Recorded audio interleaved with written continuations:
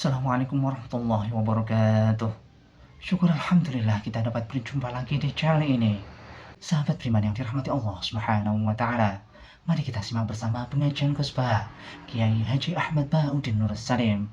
Semoga apa yang disampaikan oleh beliau dapat bermanfaat untuk kita semua. Amin, amin ya rabbal alamin. Kalau bolak-balik cerita, kalau nanti dilani wong elek, rayu elek sowan kulo. Kulo kenangan terbaik saya jadi kiai gini. Gus kulo dongakno dadi sugih. Tenane, Mbak. Nggih, tak critakno. Nak bojomu iku sugih. Sing pertama ditata apa? Omah Gus ya, omah ditata. Suwe-suwe mobil ditata Alphard. Terakhir sing dievaluasi ku sampeyan. Omah wis apik, mobil wis apik, sing elek apa? Bojomu mesti sampean kena evaluasi. Iku wis mesti ya. Akhirnya serasito. Jadi kalau nu nate bulit yang terbaik lah, kenangan saya terbaik jadi kiai ini gini. Assalamualaikum warahmatullahi wabarakatuh. Bismillahirrahmanirrahim. Kalimat thayyibah yaitu la ilaha illallah Muhammadur Rasulullah. Itu kalimat yang otoritas kebenarannya itu absolut, pasti benar bahwa alam raya niki gadah pangeran ingkang asmanipun Allah Subhanahu wa Ta'ala. Tapi pengamalan niku, pengamalan la ilaha illallah itu harus ditalkin, diajarkan oleh orang yang spesialis ya, orang yang benar-benar mempunyai maslak. Maslak itu cara sampai kepada Rasulullah Shallallahu Alaihi Wasallam. Kalau tersemut ketika Mbah Mun sering ngendikan ihdinas siratal mustaqim siratal ladzina an'amta 'alaihim. Terus uniknya di surat Fatihah itu, ya Allah tunjukkan kami ke jalan yang benar. Itu bukan sirotoka jalan jenengan, tapi siratal ladzina an'amta. Saya masih ingat betul ketika Mbah Mun ngendikan Allah itu mboten saged ditiru. Wong Allah mboten dahar, mboten ngombe, mboten tidur. Sing saged ditiru niku nggih padha-padha manusa, sehingga disebut ihdinas siratal mustaqim siratal ladzina. Maka dalam disiplin ilmu sanad itu sampai ada kalimat ekstrim, man ta'alama bila syekhin fasehuhu seton. Itu tidak main-main ya. Artinya ketika orang lain menuduh dunia kiai katanya terlalu kayak kerajaan kecil, santri tidak pernah ngeritik, itu keliru. Sebetulnya memang aturan ilmu itu diantaranya untuk ilmu agama itu harus pakai apa? Sanad. Bukti ini apa? Ihdinas siratal mustaqim siratal ladzina an'amta 'alaihim. Jadi untuk mengikuti jalan Allah niku harus mengikuti jalannya orang-orang yang telah engkau beri nikmat. Telah itu artinya finish. Finish itu artinya sudah meninggal. Saya masih ingat betul kalimatnya Mbah Mun, kalau kamu mengikuti orang, kalau ingin kebenarannya permanen, yang sudah meninggal. Potongan-potongan soleh dadakan ngeten kan nggak meyakinkan. Pas ngaji gayanya kayak wong soleh, enggak mulai kumat meneh, soleh meneh, kumat meneh, itu kan nggak meyakinkan. Istighfar gini nangis, karek nonton dangdut gini nyesal. Terus apa ya, nggak jelas no? Terus gak kasil maksiat ya nyesal, gak kasil toat gitu nyesal. Itu nanti ikut partai wa akharuna atarafu bidunubihim kholatu amalan sholihah wa akharuna sayyi'ah. Jadi orang-orang zaman akhir itu nyampur aduk antara kebaikan dan keburukan. Kayak sampean sering sholat saf awal itu ya baik, tapi ya ono sombongi. Maksudnya ono sombongi kowe iku sapa wani kok ngarep. Maksudnya itu ya ribet kan. Makanya ada wali jadi wali itu karena kalau sholat itu di belakang. Alasannya aku izin mbek pangeran sawane kok ngarep. Jadi ilmu itu macam-macam. Bapak Rian sering dawuh, nak ana wong istiqomah ngimami masjid itu ya apik. Tapi nak keseringan ya perkarane ambisi mau digenti. Jadi istiqomah itu nak keterusan itu ya dadi ambisi. Mulane gak jelas ngimami masjid terus itu istiqomah apa mau digenti. Artinya apa? Hidup ini gak jelas. Justru gak jelas itu bagus karena ketok menusane, napa? Ketok menusane. Sehingga dalam ilmu fikih itu lucu. Kalau cerita wali-wali top, Abdullah bin Umar niku semadzhab dengan Abdullah bin Abbas. Mboten seneng urip teng tanah haram. Ketika banyak ulama, banyak sahabat seneng hidup di tanah haram, alasannya sholat di tanah haram itu seperti 1000 napa? sholat. Tapi yang dipikir beliau bukan sholatnya, maksiat di tanah haram juga lipatannya sama. Maka rumahnya Abdullah bin Umar itu pas yang perbatasan. Nak sholat di bojone ning tanah haram, nak tukaran metu. Jadi ono area tukaran itu dikondisikan steril. Jadi masyhur itu. Jadi beliau nak lagi mesra di bojone wiridan teng tanah haram, nak tukaran metu sik. Baru tukaran. Secara meyakinkan karena sehingga kita di Indonesia sebenarnya punya sisi yang luar biasa karena kita tidak maksiat di tanah haram. Jadi bisa saja kita ini orang keren karena tidak pernah maksiat di tanah haram. Apa nasi tahu kaji atau umroh tambah keren karena nggak pernah maksiat di. Karena banyak juga orang yang nangis di Masjid Haram jebule ngenes. Samu naki sing elek bojoku tok. Rawong Turki wayu, wong Pakistan wayu. Bareng roh bojone elek wireng pesek. Terus nangis, ya Allah, samu naki sing elek kok bojoku tok. Nah, berhubung wayah haji dikira itu religius, no? Akhirnya sing wedok gak terima. Samu naki ganteng kabeh sing elek kowe tok. Makanya di haji itu pangeran nyindir faman faradha fihinnal hajja fala rafatha wala fusuqa wala jidala fil hajj. Itu pakai fi ku ing dalem. Jadi potensi maksiat kalau kaji itu fi. Justru pas haji itu pas potensi maksiat. Wong tenggene matof niku nggon tawaf niku wis masyaallah wong ayu ki pirang-pirang, wong ganteng ki pirang-pirang. Terus mari geger, mergo rebutan ngambung hajar macam-macam. Jadi pulau suwon ijtihad, dia napa ijtihad itu harus kita dengar. Jadi di antara mazhabnya ulama termasuk Abdul bin Abbas itu nempat di Taif. Taif itu dari Mekah 3 jam. Alasannya nggak ingin kalau terjadi apa-apa di tanah apa haram. Kita tahu Ibnu Abbas itu mengalami konflik politik dengan Abdullah bin Zubair. Itu ekstrim betul konflik berdua beliau. Akhirnya beliau milih di tanah haram. Wis tukaran-tukaran lah nak raning tanah haram. Maksudnya gremeng, bukan tukaran bacaan gremeng lah, gremeng sidik nak raning masjid haram. Artinya jangan kira orang di Indonesia terus ndak hebat, ya hebat punya sisi nggak maksiat di tanah haram.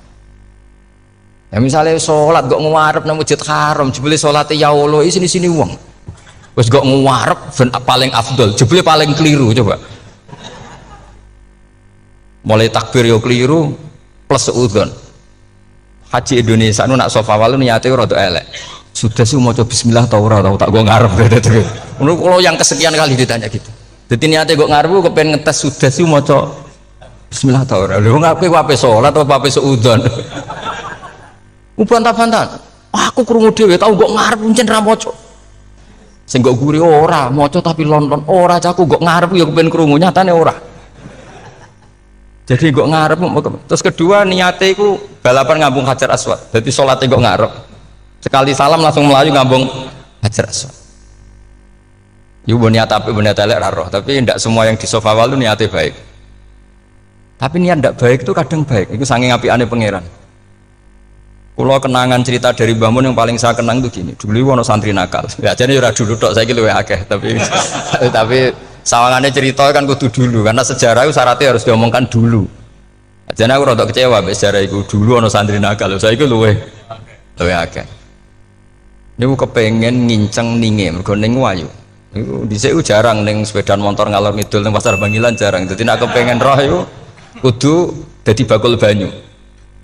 Terus bakul banyu karena satu-satunya cara roh wong ayu kudu dadi bakul banyu nyamar.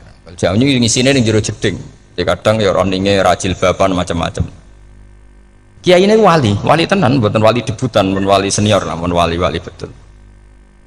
Nah, sama saya jadi wali kan serana kuota wali, segelem ragelem jumlahnya supaya tetap ada terus diangkat nonton mawon wali. Itu bertahun-tahun. Kiai ini ngerti, seneng, mergo digratisi, dikai rego murah. Kiai ini ngerti, nah iku niate elek. Suatu saat gak ada perkembangan. Santri ini mulai gremeng karena nggak direspon. Diceluk begini ini. Dia pentok anakku, nggih yai. Kowe sholat ning Masjid Haram sof awal 40 dino jamaah nggak sof awal. Nggih yai. Kok bar tak rapekno anakku. Nggih. Seneng sholat. Hari pertama ya demi dapat istri, hari kedua terus. Suwe-suwe ku in ku nyaman. betapa nikmatnya sujud, nikmatnya rukuk, terus nyumaman. Saking nyamannya itu berkebutuhan sholat di soft awal, bukan karena cewek tadi. Bareng hari ke-40 diparani mbek kiai ini. Aja mulai tak rabekno. Loh. Mboten saged, Mbah. Jare nek wis salat 40 dina tak rabek. Oh, mboten, salat diterima untuk cawe tok. Mboten. Mboten. Ngenyak uang salat diterima dijoli. Jadi orang nggak bener itu kadang ya jadi bener. Jadi wali kadang daftarnya lewat bakul banyu, terus kadang rodok delok wedok sithik-sithik, tapi nak pangeran ngangkat kira kurang coro. Jadi wali can iki. Akhirnya kiai ini sing nangis. Cung gelem le cok kamu pede mantu wong. Iki gak gelem-gelem tenan. Ngenyak uang salat diterima dijoli. Wah, itu luar biasa. Terus malah ini ngaji ya, terus ngaji talqinul fikri bahwa pada akhirnya sing paling dhuwur teng hadhihi dar la ilaha illallah. Nah, saya punya cara untuk sampean supaya la ilaha illallahnya itu sah dan meyakinkan. Nah, cara hakim itu sah dan kitab yang sering dibaca Mbah Mun diantaranya untuk kalimat itu kitab Zadul Ma'ad. Iku nak nerangno la ilaha illallah niku luar biasa. Itu kitab kesayangannya Sayyid Abdul Al-Haddad. Beliau ngendikan di antara kitab kesukaan beliau selain Ihya itu kitab Zadul Ma'ad. Itu beliau kalau ngendikan bihadihi, ya maksudnya bihadil kalimah ussisatis samawati wal ardu. Jadi langit bumi dibikin. Jadi beliau mulai berpikir pertama gini, surga dibikin dengan segala kemewahannya itu bagi yang tasdek liman saddaqa bila ilaha illallah wa liman amana bila ilaha illallah. Neraka yang dibikin sebegitu ekstrim sampai anak wong dicemplung ngenteni 70 tahun lagi ceblok. Wah, itu serah kebayang carane gawe. Entakno bego kan itu. Jadi barang nak diceblok nonin rokok itu ceblok edok ngisor ngenteni pinten? 70 tahun. Makanya kemungkinan keluar dari neraka itu kecil. Agak untuk syafaat itu kecil. Wong wis kira iso kebayang kan? Itu pun diciptakan untuk yang menolak. Jadi surga dibikin ya lihadil kalimah, neraka dibikin juga lihadil kalimah. Jadi hadil kalimah itu mizan, ini ukuran. Yang nerima masuk surga, yang menolak masuk neraka. Hisab juga gitu, ada hisab itu ya karena kalimat la ilaha illallah. Orang kafir itu nanti tidak dihisab. Nah cara Ibnul Qayyim, ada saya nggih ngoten. Ulaikal ladzina kafaru bi ayatina rabbihim wa liqaihi fahabitat a'maluhum fala nuqimu lahum yaumal qiyamati wasna. Ya lucu tuh, masuk Fir'aun dihisab. Kan sekarang rokok kan, jadi hisab itu nanti itu yang nggak jelas-jelas. Makanya sampai hati-hati itu potensi dihisab. Jadi yang jelas itu ada hisab. Masuk kaji Nabi dihisab kan tidak mungkin. Nabi Ibrahim masuk dihisab. Fir'aun masuk karena yang jelas surganya tidak dihisab, yang jelas nerakanya juga nggak dihisab. Dan nak sing pengajian jo teko, dangdutan jo teko lah ini yang ini yang itu. Ya itu hisab itu. Dulu biskop ya bayar, mlebu masjid ya bayar. Cuma ada biskop 10.000, nak ning masjid 2.000. Itu ya hisab itu nanti. Jadi orang kafir yang karuan kafirnya itu istilah Quran fala nuqimu lahum yaumal qiyamati wasna. Nah, artinya ada hisab juga tolak ukurnya la ilaha illallah. Terus wa bihadil kalimah bu isatir rasul. Karena kalimat ini rasul diutus untuk melatih la ilaha illallah. Jadi kalimat ini luar biasa. Tapi setelah jadi tahlil terus yang mau coba ngantuk terus jumlahnya kakean kan terus akhirnya gak sakral. Akhirnya lewat di komentar suwi temen. Pemenang nak sing mimpin tahlil wong tuwek terkenal suwi lagi tahlil dipimpin Mbah niki sing mburi mesti sambat wah suwi mesti. itu kriminal kita, itu kesalahan kita. Kalimat yang harusnya jadi tolok ukur surga neraka itu ukurannya kalimat itu. Kemudian kita nganggap kalimat itu sebagai kalimat yang apa prop. Iku aja sampai ya. Makanya kalau suwun sing mimpin tahlil aja suwi-suwi. La ilaha illallah ping 3 hadir terus bar. Niku semua ijazatnya hanya 3 kali. Itu kok udah dipirang-pirang niku. Tapi nak la ilaha illallah tolong gak hadir ya tak baleni neh dadi 6. Kok gak hadir? Jebule ping 1000 pun ndak hadir. Lah ini yang masalah. Terus kalau waca ndak ini supaya sampean ngerti kalimat itu menjadi kualitasnya bagus ndak itu karena cara pandang. Itu tadi kalau sampean mikir surga dibikin semewah itu dengan fasilitas bidadari secantik itu, semuanya kelas A, itu ya bagi yang menerima la ilaha illallah. Neraka dibikin se ekstrim itu juga bagi yang nolak. Jadi ini kalimat pembeda, makanya kalimat haqqin 'alaiha nahya wa 'alaiha namu. Wa biha wa 'alaiha. Ijazah kene usume usum. Wa biha wa 'alaiha. Tren-trennya ini kene wa 'alaiha wa biha. Wa biha nu pas wa 'alaiha.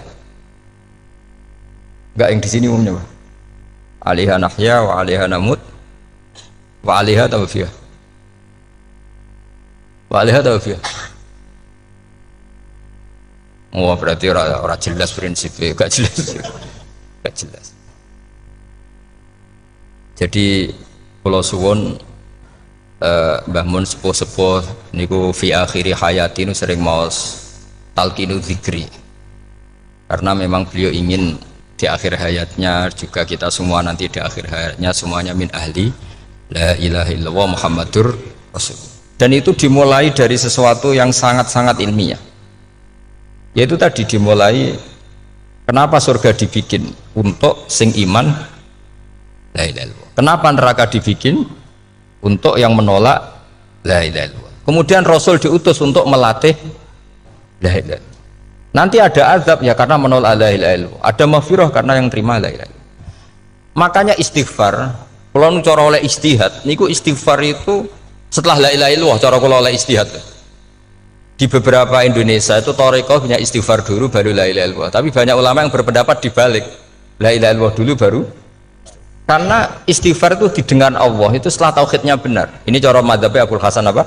Asyadili, yaitu fa'lam annahu la ilaha illallah baru wastaghfir li dzambika ai li hadil kalimah. Karena orang bisa dimaafkan itu berdasar kalimat la ilaha illallah. Misalnya begini ya, orang kafir itu kafir terus sampai 70 tahun. Sekali melafatkan la ilaha illallah itu yughfar lahum ma qad salaf. Jadi kullil ladzina kafaru iyantahu yughfar lahum ma qad salaf. Artinya orang kafir itu belum pernah tahlil, belum pernah istighosahan, ya belum pernah istighfar, tapi sekali melafatkan la ilaha illallah secara sah langsung yughfar lahum ma qad salaf. Berarti dulu mana la ilaha illallah sama istighfar untuk kepentingan dimaafkan Allah? La ilaha illallah cara madzhab Abul Hasan Asyadili, karena alasannya wong kafir sing kafir wae tanpa istighfar asal kalimat la ilaha illallah benar langsung yughfar lahum ma qad salaf. Jadi cara pikirannya Abul Hasan Asyadili itu la ilaha illallah yang benar dan kamu baru istighfar, nanti insya Allah pasti dimaafkan bihaqqi la ilaha illallah. Jadi fa'lam annahu la ilaha illallah baru wastaghfir li dzambika bihadil kalimah, karena sahnya istighfar setelah kalimat ini sah. Itu orang kafir yang kafir berpuluh-puluh tahun itu langsung diberi bonus sama Allah yughfar lahum ma qad salaf. Nah, ukuran iyan tahu pakai apa coba? Hei para wong kafir nak kowe mendo sangka kekafiran, ukurannya pakai apa? La ilaha illallah. Sekali la ilaha benar langsung yughfar lahum ma qad salaf. Makanya ketika ya Ja'far Shadiq, Sayyid Ja'far Shadiq beberapa lama arja ayatin fil Quran adalah qulil ladzina kafaru iyan tahu yughfar lahum ma qad salaf. Ketika mana kan abet siswa malaikat wong kafir 70 tahun Gusti mau celek lu pisan langsung jenengan sepuro, mosok kula imam tahlil boten jenengan sepuro. Tapi masalahnya nak malaikat, tapi kowe golek wajib lah, kowe mari perkara iku mulai masalah kan, bersora ikhlas itu mulai masalah. Nah sing guri malah menang, tapi kowe mau celek lu ambek gremeng mergo kesuwen. Dan nak kesuwen wong gremeng sing dosa sing tahlil apa sing gremeng? Sing tahlil ya melok dosa mergo kesuwen, sing gremeng dosa wong kalimat thayyibah kok digremengi. Nah terusno sing ngundang ya melok dosa pisan, ribet kan? Ya ora ono fikih ngono ya ora ono. Maksudnya kalau cerita daripada rawan dosa ya mendingan la ilaha illallah sing ora gremeng. Carane piye? Sing mimpin ya sing fasih sing cepet. Yen insyaallah. Oh teng desa kula anggere muni tahlil ben Gus bakso nang kabeh, mesti cepet, jamin mesti cepet. Kalau ya sering ngomong, aku cepet lah lu mati sing suwi. Mergo suwi mari dosa gremeng lho, perkara. Nah kiai-kiai kan do sungkan mek kula. Nah teng adat masyarakat kan nggih sampai Gus sampai anak kiai kan sungkan dadi kiai-kiai sing tua-tua akhirnya melok cepet. Dan ini harus dielmoni. Saya ulang lagi ya. Sebetulnya dalam thariqah Syadziliyah itu la ilaha illallah dulu baru istighfar. Alasannya apa? Sikhatul istighfar itu ba'da sikhati la ilaha illallah. Jadi dia bawa qulil ladzina kafaru iyan tahu yughfar lahum ma qad salaf. Saiki intiha anil kufri, berhenti kekafiran dengan kalimat apa? La ilaha illallah. Itu langsung yughfar lahum ma qad salaf. Dan Allah ngendikan fa'alam annahu la ilaha illallah baru wastaghfir lidzam. Ai bihadil kalim. Artinya gini, bisa saja istighfar kita itu tidak didengar Allah karena tauhid kita tidak pernah benar. Mau ngelafat notok tapi tauhidnya tidak benar. Maka terus dibutuhkan latihan-latihan dari ahlul ilmi, misalnya kayak Imam Sanusi, kayak Imam Asy'ari, itu pelatihan-pelatihan la ilaha illallah dengan pemaknaan yang luar biasa. Misalnya begini, ambil saja la ilaha illallah itu dengan makna seperti ini: tidak ada sesuatu yang maujud kecuali disebabkan oleh yang super maujud. Alam raya ini, langit bumi ini kadung berstatus maujud, kan nggak mungkin yang maujud diciptakan yang tiada. Nak ngono mau hadhil maujudat khalaqaha wajibul wujud. Lah wajibul wujud ini yang bernama Allah Subhanahu wa ta'ala. Maka kualitas Anda iman tuh lebih tinggi. Selama ini kan enggak, orang no pangeran kecuali Allah. Terus Allah itu yang siapa? Ya Allah yang siapa itu harus kamu berani mensifati. Allah belum pernah menceritakan dirinya di Quran kecuali beliau dia mensifati zatnya. Saya adalah sing khalaqas samawati wal arda misalnya. Saya adalah zat yang begini. Karena itu dengan cara itu bisa dikenali. Ya, dengan cara itu bisa dikenali. Makanya Allah itu harus kita kenali, yaitu lewat ma'rifatullah. Ibadah tertinggi adalah ma'rifatullah. Ya caranya ma'rifat tadi dimulai, gak mungkin alam raya ini kemudian diciptakan oleh al-adam, sesuatu yang tidak ada. Pasti yang namanya maujudat diciptakan yang maujud. Karena maujud ini maujud pencipta harus super. Lah super itu bahasa Arabnya wajibul wujud. Karena pencipta harus awal. Gak mungkin Fir'aun itu Tuhan lahirnya di bumi, berarti dulu buminya ketimbang Fir'aunnya. Tuhan-Tuhan yang lain juga begitu, masa dulu buminya ketimbang Tuhannya. Makanya Allah pasti Tuhan betul karena bersifat awal, bersifat qadim. Nah kalau kamu mulai latihan gitu, iman kamu itu bil bayyinah. Dan syaratnya iman yang benar adalah bil bayyinah. Bayyinah itu jelas welo-welo. Makanya semua nabi memaklumatkan diri, qul inni ala bayyinatim mir rabbi lam yakunil ladzina kafaru min ahlil kitab wal musyrikin munfakina hatta ta'tiyahumul bayyinah. Jadi kamu harus punya otoritatif kebenaran sing sampai welo-welo itu layak balus syakka wal irtiyab, sudah agak bisa ragu lagi. Nah saya khawatir kalau kita sudah tidak ngaji seperti ini, la ilaha illallah itu mau rutinitas. Pemenang nak kasiat ribet mana kan? Nak diwaca 1000 kasiat ini, nak diwaca 2000 kasiat, wah itu ngawur lagi. Saya itu kemarin ketemu banyak orang pintar lah di Jogja. Itu saya cerita, mereka tanya saya, Gus kenapa engkau jarang berdoa? Saya bilang saya itu sering berdoa, cuma mungkin Anda tidak tahu kata saya. Doa itu syaratnya harus setelah sihatil iman, imannya itu benar.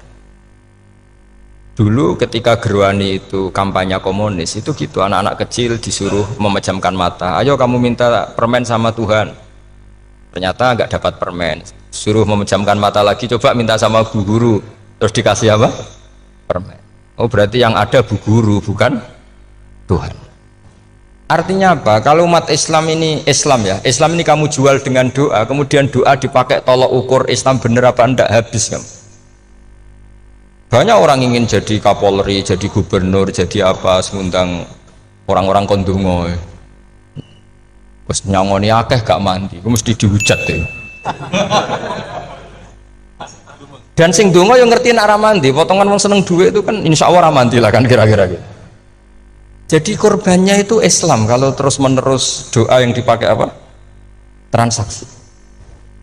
Maka doa itu nomor 2 atau 3, nomor 1 itu ya iman tadi, ma'rifatullah itu nomor 1. Bukan doa, karena kalau doa dijadikan nomor 1 takutnya itu dipakai ukuran. Makanya ketika orang kafir minta sama Nabi, minta itu ya bahasa Arabnya doa, untuk mengubah Mekah jadi begini, untuk mengubah Mekah jadi makmur, jadi ada sungainya, roh. Nabi gak mau. Padahal Nabi kalau doa pasti mustajab apa enggak? Tapi andikan itu diturutin, maka ukuran iman selalu pakai doa. Dan itu bahaya jangka panjang, karena Nabi Perso pengganti beliau-beliau kamu yang nanti doanya tidak mandi, itu bahaya, itu tidak prospek cara hitung-hitungan Iya nak zaman Nabi donga mesti mati. Nak ketika era sampean kena kiai tenan Pak. Kalau dongakno sugih, nak ora sugih kira kiai kan ribet. Mungkin dhewe kiai ora sugih kan ribet kan. Maka kita sebagai ulama itu punya hitung-hitungan. Nah, beda dengan pakai ma'rifatullah. Misalnya begini, ini contoh paling gampang. Orang kafir itu dulu mengukur kebenaran Muhammad. Mereka tentu manggilnya Muhammad. Muhammad, kalau kamu mengklaim bahwa orang mati bisa hidup lagi, coba mbah-mbah kamu yang sudah mati bangunkan. Kalau bisa berarti kamu benar, kalau ndak ya ndak. Pertanyaannya itu yang faktu bi abaina in kuntum apa? Sodikin. Pertanyaannya, ngukur kebenaran dengan cara itu yang bikin standar siapa? Nah, Nabi itu sempat terdesak karena itu dipakai ukuran. Tapi kalau pakai ilmu mantek, jawabannya lebih gampang. Ngukur kebenaran dengan cara itu versi siapa? Versi saya. Kamu benar itu kalau bisa membangkitkan orang mati. Terus dari Nabi, ya kalau versi kamu ya kamu yang membangkitkan, nanti ditanya bareng-bareng. Loh, ini kan kita seperti itu kan, kita sering. Artinya apa? Islam ini yang bisa mengawal hanya ilmu. Doa itu nomor 2, yang bisa mengawal Islam hanya fa'lam, harus ilmu annahu la ilaha illallah. Ketika orang kafir lo tanya, Muhammad kalau kamu Rasul betul, fasayyir jibala Makkah, jibalu Mekah kamu jalankan kemudian jadi emas. Dan orang-orang yang mati bangkitkan, kemudian kita tanya, adinuka hakun amla, agamamu benar apa enggak? Nabi andikan minta kira-kira dituruti Allah apa enggak? Pasti dituruti. Tapi masalahnya, masa menunggu itu? Masa Allah menjadi Tuhan nunggu itu? Allah selalu Tuhan, baik orang percaya atau tidak. Makanya Allah tidak mau nuruti, karena itu jadi problem jangka panjang. Iya, kalau Nabi mustajab doanya, terus era umatnya seperti ini. Sing kiai ini bendino dalail ora mesti mandi dongane. Gue sasing tirakat lah, gue mesti mandi dongane. Nak bab donga niku wis padha wae lah. Misalnya mesti mandi, nak wong waras mesti dinggo donga husnul khotimah, ora dinggo golek sugih, itu mesti amatir. Nah masalahnya nak dinggo husnul khotimah bagi mereka yang kedonyan ya gak ngefek, dianggap tidak prospek. Panjang kan? Makanya itu pinternya Nabi, nomor 1 itu al ilmu, fa'lam annahu la ilaha illallah. Lagi wastaghfir li dzambi. Jadi kalau suwon, kenapa ini cerita Mbah Mun, kenapa akhir-akhir beliau sering talqinul dzikri, sering melatih zikir, itu sirinya diantaranya bahwa kalimat ini harus menjadi kalimat super, kalimat sing alaiha nahya wa alaiha namut wa alaiha nub'ats, atau wabiha nub'ats insyaallah ta'ala minal amin. Ya itu tadi, kita sebagai kiai itu ikut menjaga ini, jangan sampai kalimat ini membosankan. Tahlile suwi barbar segitu ono sing nyoal la ilaha illallah Muhammadur Rasulullah lane kurang panjang, wakaf ta ora terus panjang. Bahwa agama ini dimulai hatta ta'tiyahumul bayyinah.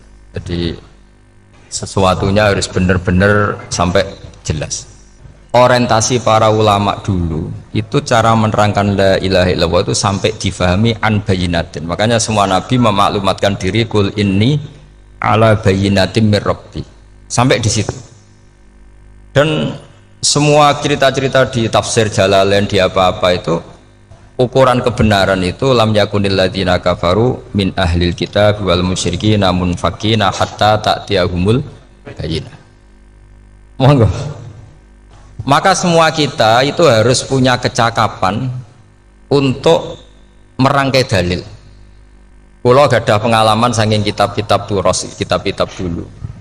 Itu ketika beberapa ulama ditanya, dulu ketika ulama-ulama dulu berdebat tentang apakah imanul muqallid, imannya orang yang tidak bisa berargumentasi tentang Tuhan itu diterima apa enggak, rata-rata ahli sunnah bilang diterima, tapi tetap dengan catatan itu potensi goyah.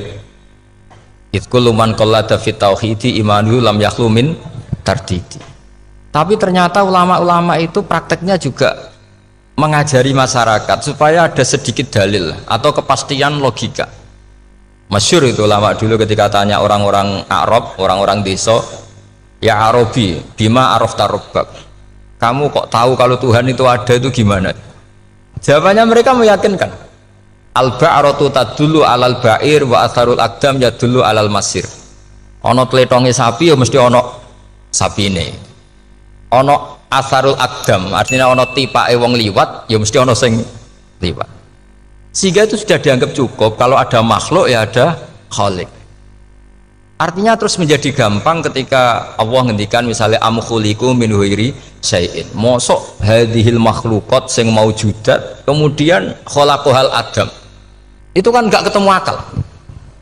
Maka termasuk kekaguman saya sama kitab Fathul Bari sarahnya Bukhari itu ngendikane wa hadza sing inda ahlil mantak yusamma iltidzadzan aqliyan, bahwa agama ini harus ada kenyamanan secara akal.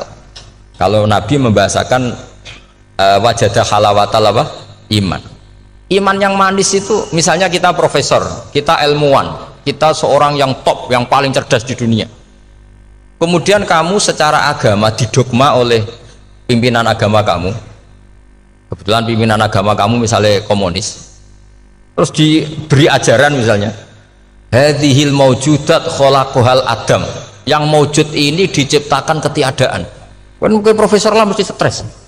Piye wong Adam kok ciri utama ketiadaan ya layu asiru saya tidak ngefek. Bandingkan dengan misalnya kita goblok lah, petani lah, wong paling goblok lah misalnya diajari bumi ki ono mbah wonten, terus sing gawe bumi ono ya ono, wong barange ono kok sing gawe ra ono. Lebih gampang. Lah itu cara Fathul Bari hadaddin itu mudah sekali, sahlah qoriba. Kalau dalam baca Said Abdul Al-Haddad itu hadil kalimah sahlah qoriba. Salah qoriba itu enak difahami karena ya sudahlah, kalau hadil maujudat ya khalaqahal maujud. Berhubung maujud ini maujud khaliq ya wajibul wujud, kira-kira maujud super lah atau kausa prima atau apa. Jadi segampang itu ulama menerangkan tauhid. Nah khawatir saya kalau penjelasan seperti ini sudah hilang terus mau wong takok kasihate nak maca sakmene paket ngene, nak sakmene paket ngene. Lah anak ramadi terus mental. Jute la ilaha illallah ya ngobos. Nah ini kan jadi tersangka. Makanya saya tadi bilang, saya berkali-kali saya belajar tauhid, belajar ilmu mantek, itu kepentingan saya hanya satu, supaya orang familiar dengan logika la ilaha illallah. Itu tadi mulai yang pelatihan kelas ringan, yaitu tadi al-ba'ratu tadullu alal ba'ir wa asarul akdam yadullu alal masir, sampai pelatihan yang agak berat, tapi sebenarnya tidak berat-berat banget. Karena tadi am khuliqu min ghairi syai'in, masa kalian semua yang sebegini hebat maujudat kemudian kamu disebabkan oleh sesuatu yang tiada. Iku mbok sampean profesor lah iku ora iso logika, wong barang ra ono kok nyebabno. Al-aqdam ya dulu alal masir. Jadi ono teledong ya mesti ono sapine. Ono tipak tracaane tak kaki ya berarti ono sing barli liwat. Artinya hadil alam ini atharun min athari kudratu. Sekolah suwun, kalau mau maca sanad talqinu dzikri dari Mbah Mun, dan saya berharap kita ini saling menopang. Makanya saya Gus Yofur itu sering belajar mantek sampai belajar usul fikih, karena nggak bisa kita tanpa ditopang ilmu-ilmu seperti itu, nggak bisa, karena banyak khurafat, banyak syubhat. Termasuk penumpang paling gampang adalah Anda berislam secara senang, secara ceria, supaya tidak kepikiran nyuwun sewu pindah agama atau pindah ke yang macam-macam. Makanya diantara rumusnya Islam itu raditu billahi robba. Raditu itu puas, sampai cari di kamus, ridho itu puas, marem. Ojo mbok maca di pangeran Allah pah-pah. Makanya kalau berharap jenengan jangan sering berdoa, nanti gampang kecewa. Karena potensi tidak mandinya lebih tinggi gitu loh. Jadi pokoknya seneng pangeran. Pangeran ku sapa sing gawe langit bumi, sing ngekek oksigen ora usah bayar. Sing aku elek lah ya payu rabi. Nyifati pangeran sing wis terjadi lho. Ora usah bayangno. Wah aku jaluk jadi bupati ya ora jaluk sugih ribet. Lho kula kecelok wong alim mboten nate nyifat donga nemen-nemen. Sing wis kliwat e. Ngaku ya wong narukan nyatane payu rabi. Umume wong di mobil kaya di mobil. Umume wong bingung ya sering melok bingung. Sudahlah sudah pokoknya. Lho kok sampean kok ora top ya coba. Wong melarat sekolah ya ora tamat, ya tetep oleh menghirup napa oksigen. Presiden seneng jadi presiden, kowe ngopi untuk utangan ya wis semenang. Semula radio usir bojo ya wis semenang. Sebenarnya seneng itu gampang. Mbok yo nyifati pangeran sing wis gampang-gampang lah, kayak di Quran itu nyifati Allah itu soal alhamdulillah alladzi atamani wa saqoni. Aku melarat lah nyatane kelar mangan. Ya sudah yang gampang-gampang. Lah sampean ndak kakian donga ben sugih. Kula bolak-balik cerita, kula nanti dilani wong elek. Rayu elek sowan kula. Kalau kenangan terbaik saya jadi kiai gini. Gus kula dongakno dadi sugih. Tenane, Mbak. Nggih, tak critakno. Nak bojomu iku sugih. Sing pertama ditata apa? Omah Gus ya, omah ditata. Sesuai mobil ditata Alphard. Terakhir sing dievaluasi ku sampeyan. Omah wis apik, mobil wis apik, sing elek apa? Bojo mesti sampean kena evaluasi. Iku wis mesti ya. Akhirnya Srasito ke Srasito. Jadi kalau nu nate bully tiang terbaik lah, kenangan saya terbaik jadi kiai ini gini. Akhirnya, iya Gus. Kan nggak mungkin. Omah suwapi, mobil suwapi. Coba yang kamu evaluasi apa tuh? Mulai.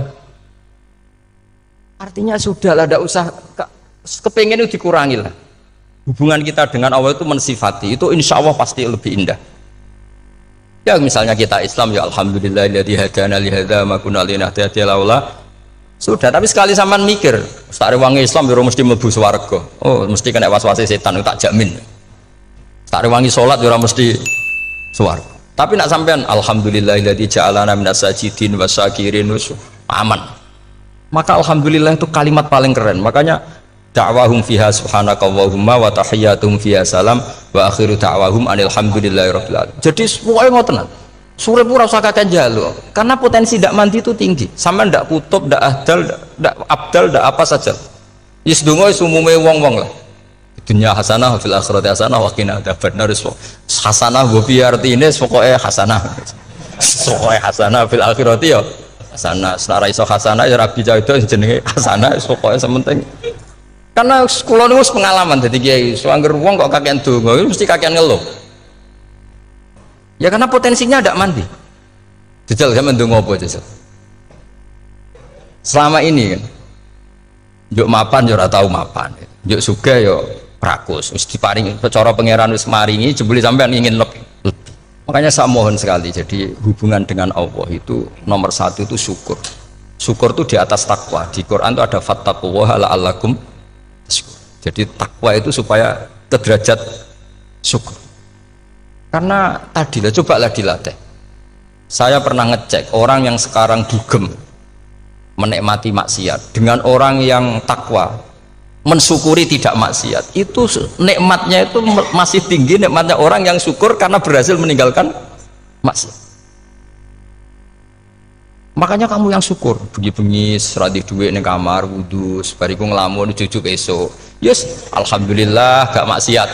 Kira usah bayangno terus tahajud, qiyamul lail iku para habaib, para ulama itu kira ramakome lah seperti itu.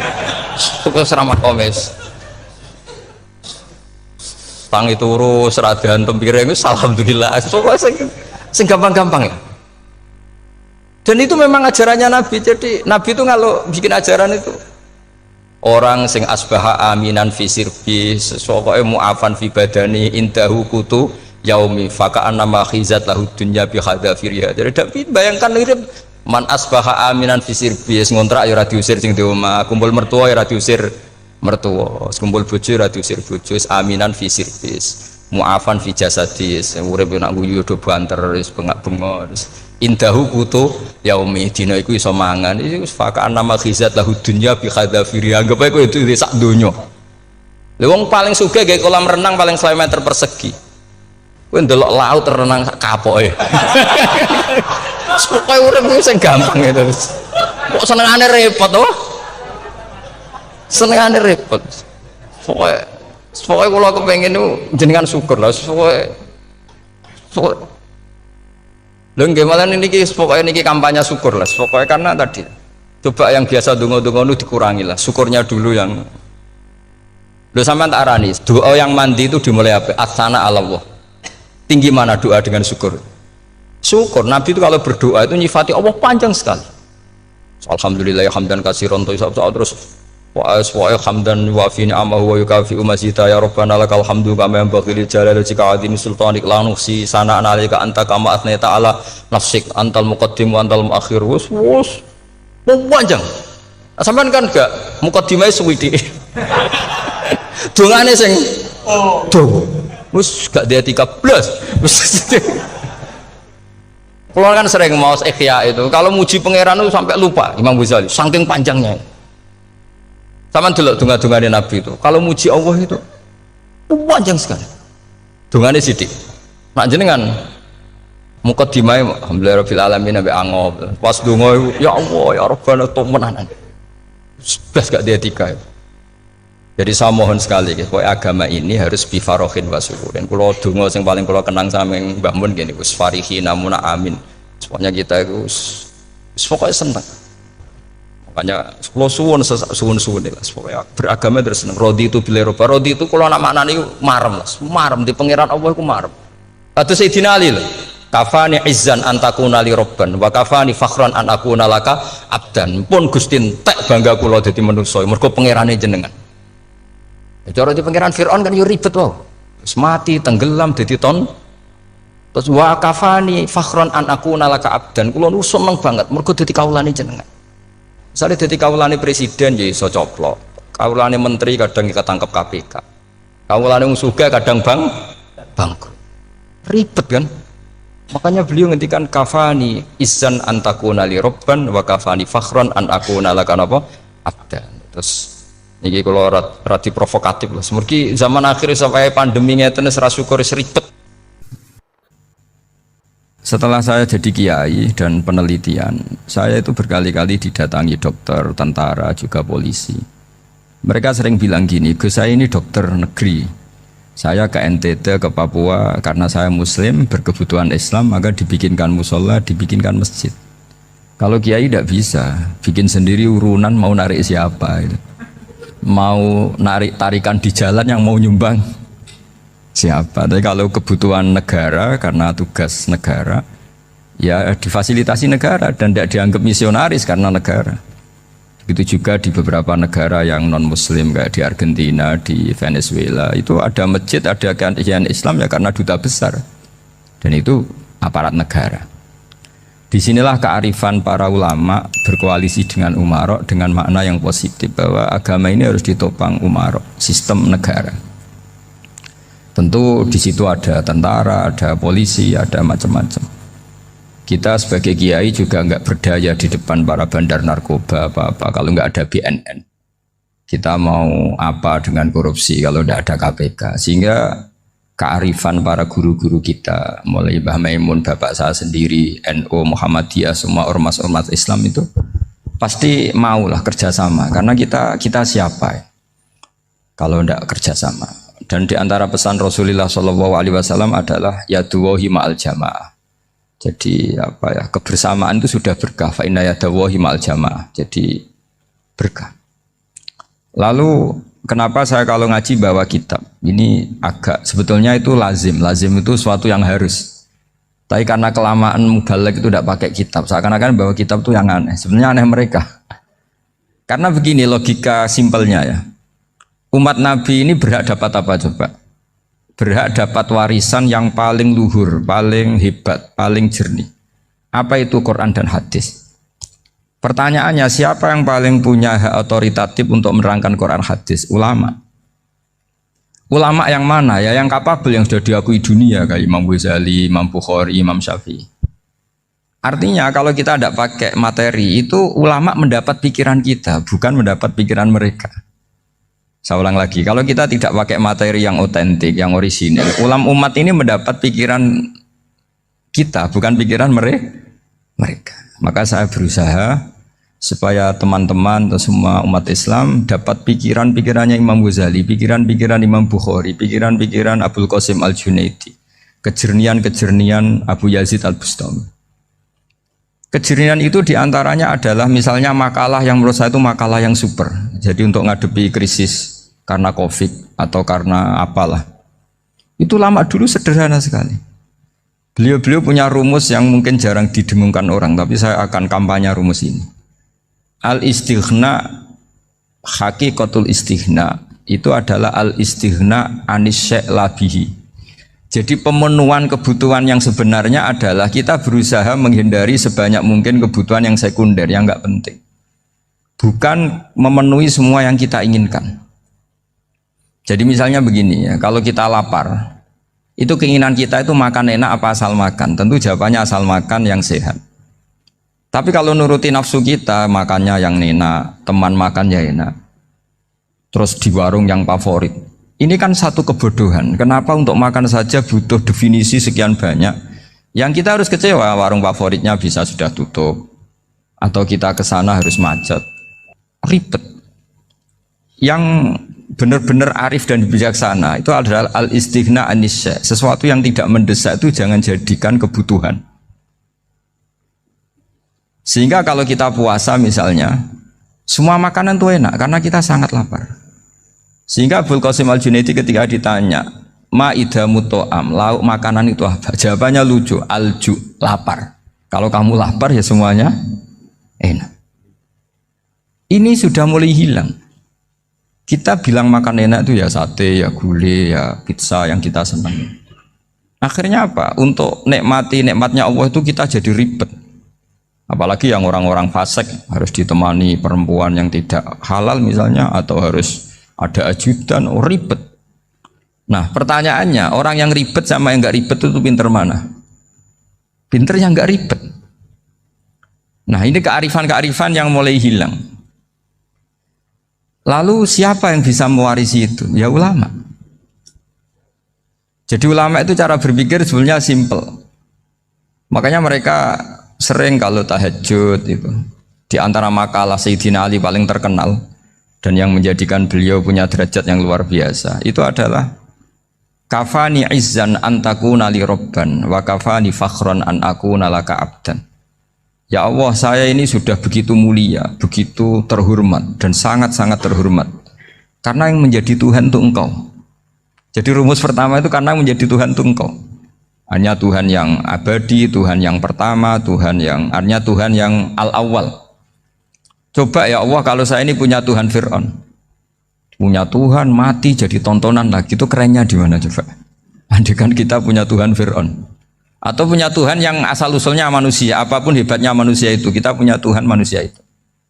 Tuhan yang lapar, yang kalau nggak makan mungkin pingsan, mungkin bisa kena COVID, nanti Tuhannya diisolasi, kayak apa?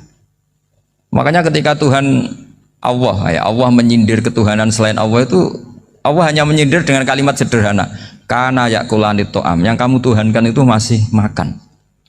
Artinya kalau nggak makan ya lemes. Jadi lama-lama ada orang gini, alhamdulillah tadi Tuhan mampir ke saya, kelihatannya lapar, setelah tak kasih makan sehat lagi. Susah nggak punya Tuhan yang seperti itu. Beda dengan Tuhan kita. Tuhan yang nggak butuh makan, nggak butuh minum, al-qayyum, zat yang berdiri sendiri tanpa butuh yang lain, al-awwal. Sebelum ada langit bumi sudah ada Tuhan kita yaitu Allah. Bandingkan dengan Tuhan-Tuhan yang dipertuhan yang lain, yang adanya setelah bumi, misalnya Fir'aun dan sebagainya. Sehingga Sayyidina Ali pertama jadi kebanggaan apa? Kafani izzan antakuna li robban. Saya ini keren betul karena punya Tuhan yaitu Engkau. Tuhan yang lahul asmaul husna, Tuhan yang semuanya punya kebaikan, punya keabadian, punya keagungan. Terus wa kafani fakhron an aku nalaka abdan, dan saya bangga sekali karena saya menjadi hambamu. Kalau saya jadi hambanya Pak Rektor ribet kan, sudah tak hormati ternyata nanti tidak rektor, ya kan ribet kan. Terus pokoknya ribet, jadi budaknya manusia itu ribet. Makanya ada seorang wali datang ke temannya yang jadi presiden atau jadi raja. Datang ke situ karena tidak punya uang, mau minta uang karena temannya raja. Setelah sampai sana ternyata temannya ini karena orang soleh pas berdoa, ya Allah saya minta ini, minta ini, minta ini. Terus si wali tadi pulang. Tanya, kenapa kamu pulang? Ternyata dia sama, masih minta-minta kayak saya. Jadi sederhana dia. Sama-sama minta kamu, minta zat yang kamu mintain katanya. Jadi dulu itu orang itu sebegitu dekat dengan Allah. Sehingga si raja ini terus ketemu wali tadi tanya, kenapa kamu menyepelekan saya padahal sekarang saya raja. Terus ditanya sama wali tadi, karena temannya, kalau kamu di padang pasir tidak bisa minum dan harus minum 1 gelas, dengan ongkos kamu harus mengasihkan semua kerajaan kamu demi minuman itu. Pilih mana, minuman apa tetap jadi raja? Ya saya milih bisa minum. Saya tidak raja tetap hidup, tapi kalau nggak minum mati. Bagaimana Anda bangga dengan satu kerajaan sing la yusawi kak samain, yang tidak sama dengan segelas air. Jadi Artinya terus mereka melihat jadi raja itu ya biasa, jadi presiden biasa, jadi rektor biasa. Karena mereka biasa berlogika hakikatul izzah itu ya taqarrub ila Allah, yang benar-benar terhormat itu ya dekat dengan Allah. Begitu seterusnya mereka bikin paradok-paradok yang aneh, tapi itu menjadi pelajaran. Bapak saya Ki Nur Salim itu senang baca anekdot Nasiruddin Koja. Itu kalau bikin orang-orang aneh, itu dia datang ke satu pesta pakai baju lusuh, pakai sarung lusuh atau celana lusuh, sama Sohibul Bait yang punya acara dibiarin. Setelah dibiarin dia pulang pakai jas, pakai dasi, pokoknya keren, dihormatin, pakai alpat, pokoknya dihormatin, silahkan. Pas dia disuruh minum, minumannya itu disokkan saja ke sakunya. Jas, kamu harus minum yang banyak karena kamu yang dihormati, bukan saya. Terus makanannya semuanya diletakkan di saku, ada yang apa, ayo kamu makan yang banyak. Alpatnya juga gitu, dikasih sate apa, ayo kamu makan yang banyak. Mereka tidak melihat saya, melihat kamu. Akhirnya orang satu pesta itu istighfar semua, berarti kita ini salah. Terus dia pidato, kenapa kamu uang gitu? Tadi saya datang, orangnya sama. Gara-gara beda pakaian, penghormatannya beda. Berarti yang berhak dapat makanan ini jasa ya, bukan saya. Betapa naifnya kita sebagai orang. Ternyata kita masih hormat sesuatu yang seperti itu, yang atribut lah. Jadi orang-orang sufi itu orang yang bisa menertawakan dunia. Akhirnya ya pertama dia dianggap orang gila, masa jas dikasih makan, dikasih minum. Tapi secara fikih dia benar, haram dia makan. Karena pas dia datang dibiarin, setelah pakai jas dikasih makan. Berarti hakikat yang dapat rezeki siapa? Jasnya apa orangnya? Jasnya apa orangnya? Jasnya. Jadi itu orang-orang sufi, kearifan orang-orang dulu itu bisa ngelola hal-hal yang keseharian menjadi luar biasa. Ada seorang wali melihat istrinya makan satu piring, anaknya makan satu piring. Ditanya, kalian kenyang? Wah, kenyang sekali. Melihat anaknya minum kopi satu cingkir, senang. Kalian senang sekali. Wah, kalau senang dengan hal-hal yang murah bisa, ngapain harus senang dengan hal-hal yang mewah? Bodoh sekali saya. Sehingga terus mereka bisa qanaah. Qanaah itu ya hidup itu simpel, sederhana. Jadi tentu saya tidak akan ngomong yang muluk-muluk, selain itu tidak bidang saya juga apa ya. Kita ini butuh obat di kondisi Covid seperti ini, butuh kesederhanaan, butuh apa ya? Istighna tadi. Kita harus istighna billah an ghairillah. Jadi sudah cukup bahwa Allah ini segalanya. Sehingga tadi saya dengarin himnenya Unisula, yang paling saya kagum adalah dimulai dengan kalimat-kalimat thayyibah.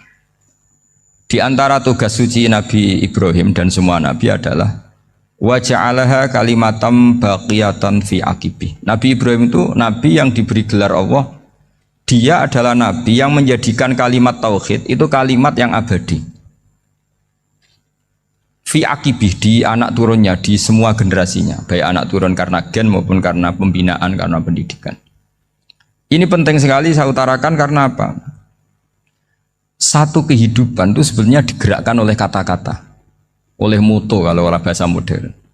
Sehingga banyak ulama mengatakan al-ibarat kutun li'ailatil mustami'in, bahwa redaksi atau moto atau pegangan hidup itu penggerak kehidupan. Sehingga sebetulnya manusia itu digerakkan oleh kalimah-kalimah itu, oleh moto-moto itu, oleh prinsip-prinsip hidup itu. Misalnya orang Palestina itu tiap hari ke pasar gitu. Mereka ke laut itu. Ditanya, kenapa tidak takut tembak Israel? Jawabannya lucu. Kena tembak ya mati, nggak makan ya mati. Nggak kerja ya mati. Ya sudah, sama-sama mati ya mendingan aktivitas normal. Tapi saya tidak menyarankan itu untuk melawan Covid. Ini cerita saja nanti. Kamu jangan provokator itu. Karena ini wilayah sensitif. Jadi banyak orang yang poligami. Kalau ditanya alasannya gitu, istri satu ya cerewet, dua ya cerewet, mendingan 4 katanya. Ya banyak ya gitu. Tapi ada yang kebalikan, istri satu cerewet saja hampir jantungan, apalagi 4, tinggal matinya kan gitu. Itu semua yang menggerakkan itu kalimat. Kalimat itu satu pegangan. Banyak orang loh yang nggak ingin jadi rektor tuh banyak loh Pak Bejo. Jangan kira semua dosen ingin jadi rektor. Melihat rektor sibuk rapat mempertahankan reputasi Unisula terus sering pegang kepala. Ngapain repot-repot? Jadi tukang sapu aja dapat gaji, ngopi, rokokan, selesai. bodoh amat jadi rektor, mikir orang banyak loh orang yang ingin jadi presiden tuh banyak karena ngopi nyaman, gak ada yang ganggu, mau tidur sampai jam 9 siang juga gak ada yang ganggu, sehingga mereka melihat pegawai negeri itu gak keren, orang kok diatur jam, disiplin. Itu memang cara Allah membagi rahmat. Mau kamu apakan coba? Cara syukurnya dia seperti itu. Bapak saya dulu tuh sering ngajarin saya, diajak jalan-jalan pagi-pagi. Melihat orang ngopi, makan uduk itu bapak seneng. Kok enak jadi wong awam. Ngene esuk-esuk nyemak bocah kesel kabeh kono enak ngopi rokokan. Bapak kadang iri sama orang awam itu iri. Sudah gitu berharap masuk surga kan enak, sudah gitu. Tahu-tahu mati, tidak tahu ke surga apa ke neraka ya tidak tahu. Jadi nah, orang dulu itu orang yang bisa mensederhanakan dunia. Sehingga ya sudah cara bahagia. Makanya saya alhamdulillah saya ini kerjasama sama UII sama beberapa kampus. Memang amdan itu sengaja. Kampus itu ya punya sistem yang nggak bisa mewakili sistem kiai. Kiai juga punya sistem yang nggak terwakili oleh kampus, juga sebaliknya saling melengkapi. Saya sering ketemu rektor UII, rektor kampus-kampus Islam. Mereka cerita, Gus pendidikan pondok harusnya dimodernkan gini-gini. Saya bilang, kalau pondok modern kayak kampus itu nanti saya ketemu Allah tidak bisa jawab. Kenapa Gus? Saya beri contoh gini. Kalau misalnya perempuan perawan lah atau apa saja, namanya perempuan, mau tanya tentang menstruasi atau haid. Kalau semuanya sistem kampus, dia harus kuliah dulu. Registrasi dulu, kuliah dulu, bayar dulu, dan dapat jawabannya nunggu mata kuliah pas itu. Bandingkan kalau sistem pondok, saya tuh sering ke pasar sama anak saya dicegat sama ibu-ibu, Gus, anak saya ngalami gini-gini, keluar darah terus menerus, nggak 6 hari tapi 1 bulan penuh. Itu hukumnya apa Gus ya? Nanti saya mau sowan ke jenengan. Nggak usah sowan, di sini aja. Ya sudah. Sebelum mengeluarkan darah yang rutin seperti itu biasanya haidnya berapa hari? 6 hari, ya sudah ikut yang 6 hari, yang lainnya istighatsah. Ngoten tok Gus, ya udah ya. Begitu terus di masalah udhiyah. Ya coba kalau semuanya pakai sistem kampus, daftar dulu, bayar dulu. Jadi ini nggak ada jawabannya, nunggu mata kuliah itu. Baru dapat jawaban, itu biasa nggak sholat bertahun-tahun karena belum ada jawaban tentang itu. Nah itu kalau misalnya orang mati, tahunya cara apa memulasara jenazah itu nunggu kuliah dulu, pas mata pelajaran itu dulu, baru menangani orang mati. Berarti orang mati itu tergeledak semua. Tapi kalau kiai kan enggak. Kesini orang mati terbakar, kalau dimandiin malah badannya copot-copot, itu gimana hukumnya? Ini ada orang mati Gus Kendat, ini disolati apa enggak? Ada orang mati apa itu oplosan ya, itu disolati enggak? So sering ditanya gitu. Gak usah registrasi Pak Rektor, gak usah registrasi, gak usah daftar, gak usah seminar. Makanya kalau orang kampus wani kiai itu ya kualat tenan itu, karena ini yang on time ya. Tapi pondok seperti saya ya ikrar seikrar-ikrarnya pentingnya kampus karena melatih efisiensi waktu, disiplin, tata kelola manajemen sehingga kita ya hormat. Tapi tadi kita harus saling melengkapi sehingga saya tunjukkan ke publik bahwa saya hormat sekali sama polisi, sama tentara. Coba kita bisa apa ngadepi bandar narkoba kalau enggak polisi? Bisa apa coba menjaga NKRI kalau enggak tentara? Begitu juga ya sudahlah kita memang fa inna yadallahi ma'al jamaah, kita berkah itu kalau bersama-sama. Enggak bisa kita sendiri. Nah lalu orang kayak saya itu ya beberapa kali sebetulnya saya itu ditawanin jadi doktor honoris causa apa. Kekhawatiran saya satu Pak Bejo, takut pas nggak punya uang. Itu dokter gak di duit kan gak pantas gitu. Jadi repot gitu, daripada beban lah sudah lah nggak usah dokter. Jadi kalau nggak punya uang ya pantas, terus kalau ngebis ya pantas. Suatu saat kalau mati nggak ada yang hadir ya pantas, nggak dokter gitu. Kalau sudah dokter kok masuk neraka, kayaknya apalagi rektor kampus Islam kok masuk neraka itu kan kok kayak nggak pas itu. Misalnya rektor Unisiola ditanya mungkar nakir nggak bisa kan kayak gimana gitu. Makanya harus sering ngaji saya supaya nggak malu di depan mungkar nakir. Masa rektor ditanya mungkar nakir nggak bisa. Harus berani bentak, ini saya rektor loh Pak mungkar nakir. Masa kalau wali-wali dulu berani. Masyhur di cerita wali-wali ditanya marbuka menabiuka, saya ini guru tauhid Kok kamu tanya merebuka merebuka yang ngelotok. Kok kamu tidak pernah ngaji enak aja tanya. Jadi wali-wali itu ya rileks ngadepi mungkin. Saya yakin rileks wali di Bang Parik baru saya yakin itu. Karena wali itu lebih dekat Allah. Sehingga orang dulu itu saya ulang lagi ya, ada satu kearifan namanya hidup itu apa? Hidup itu adalah cari sebanyak mungkin supaya hidup itu tidak tergantung pada banyak hal. Sehingga misalnya cara berpikir orang-orang modern itu sebenarnya banyak orang-orang ilmuwannya nggak ngagumi Amerika. Bukan karena angkuh ndak. Untuk mempertahankan kebesaran negara sebesar itu, kebutuhan listriknya besar, kebutuhan tentaranya besar, kebutuhan apa? Sementara negara kayak Venezuela atau Swiss kebutuhannya ada banyak. Pertanyaannya, yang tergantung dengan banyak hal sama yang tidak tergantung banyak hal, itu pinter mana? Kalau dibalik pertanyaannya gitu, negara-negara maju itu tidak keren kalau dibalik pertanyaannya. Orang yang untuk mempertahankan eksistensinya banyak, butuh banyak hal, dengan yang tidak butuh banyak hal, itu pinter mana? Orang yang bahagianya nunggu jadi dokter, nunggu jadi kiai besar, kiai viral, dengan orang yang bahagia cukup dengan ngopi, itu pinter mana? Tapi kalau dibalik pertanyaannya, orang yang tahunya nikmat hanya kopi, dengan nikmat yang banyak, pinter mana? Makanya Mbah Mun itu kalau guyon itu lucu. Aku ikut saake, ambil wong desa sing mlebu swarga. Saya dulu eskal mlebu swarga kok disakeni. Akhirnya beliau memberi penjelasan. Wong desa iku roe pakanan enak, iku mau kopi mbek uduk. Lah swarga iku mau nuruti sing dikarepno. Akhirnya semua mangan wis ngopi, nguduk, ngopi ora roh pakanan liyane iku ora roh. Nasi mandi ya ora roh, pizza ya ora roh apa-apa. Terus saya bilang, wah lah niku nak nganti selera tentang wanita cantik. Iku juga sederhana. Rodok pesek ya wis cantik, rodok ireng ya wis. Apa bidadarinya seperti itu karena saking enggak pengalamannya. Jadi surga itu kan nuruti apa yang diinginkan. Kira-kira keinginan orang kampung kalau di surga itu apa coba? Makanan apa coba? Ya, nak senangnya ketemel gemblong itu. Artinya malaikat lebih suka nangani surganya orang-orang kampung di Bang Pak Rektor. Ini sudah ribet ini. Makanan apa saja sudah dicoba ya. Terus kalau di mall tahu orang macam-macam, seleranya macam-macam pasti. Enak mana kalau sampean jadi malaikat pelayan surga? Suka ngelayani orang kampung apa yang orang kota? Orang kampung kan?